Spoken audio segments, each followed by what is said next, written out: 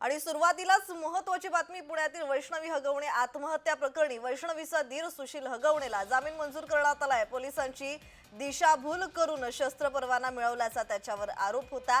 सुशील हगवणेला जामीन मंजूर करण्यात आलाय। शस्त्र परवाना मिळवल्याप्रकरणी वैष्णवी हगवणे चा दीर सुशील हगवणे याला मंगळवारी न्यायालयानं जामीन मंजूर केला। शस्त्र परवाना प्रकरणात कोथरूड पोलीस ठाण्यात दाखल असलेल्या आणखी एका गुन्ह्यात वैष्णवीचा पती शशांक आणि हगवणे कुटुंबियांचा निकटवर्तीय निलेश चव्हाण याला वारजे पोलिसांनी मंगळवारी ताब्यात घेतलं।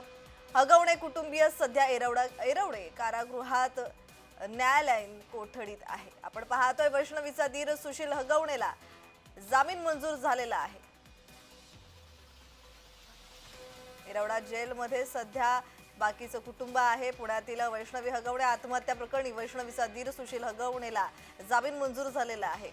वैष्णवी हगवणे मृत्यू प्रकरणानंतर संपूर्ण राज्यभर संतापाची लाट उसळलेली पाहायला मिळत होती। संपूर्ण हगवणे कुटुंबीय पोलीस कोठडीत न्यायालयीन कोठडीत आहे आणि त्याचबरोबर त्यांचा जवळचा मित्र सुद्धा सध्या पोलीस कोठडीत न्यायालयीन कोठडीत आहे। आपण पाहतोय सध्या वैष्णवीचा दीर सुशील हगवणेला जामीन मंजूर झालेला आहे आणि या संदर्भात अधिकची माहिती देत आहेत आमचे प्रतिनिधी रोहन कदम। रोहन, या संदर्भातला अधिकचा तपशील।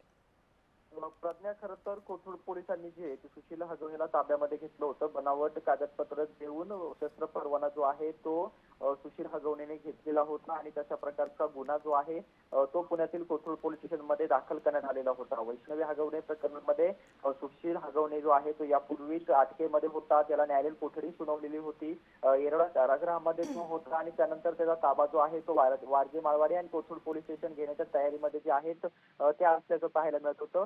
या बनावट कागदपत्रांच्या आधारे शस्त्र परवाना घेतल्याप्रकरणी जे आहे ते त्याला वारजे माळवाडी येथील कोथरूड पोलिसांनी जे आहे ती अटक देखील केलेली होती आणि त्यानंतर त्याला कोर्टामध्ये दाखल केलं आणि नंतर न्यायालयीन कोठडी जी आहे ती सुनावलेली पाहायला मिळत होती। त्यानंतर त्याच्या वकिलांनी जे आहे ते जामिनासाठी अर्ज केलेला होता आणि तो जामीन अर्ज जो आहे तो मंजूर करण्यात आल्याची माहिती सध्या मिळते। त्यामुळे आता सुशील हगवणेला या प्रकरणामध्ये जामीन मिळालेला आहे, पण तरी देखील सुशील हगवणे याची कारागृहातच जो आहे तो त्याला ठेवण्यात येणार आहे, कारण का वैष्णवी हगवणे प्रकरणामध्ये त्याला जामीन झालेला नाहीये।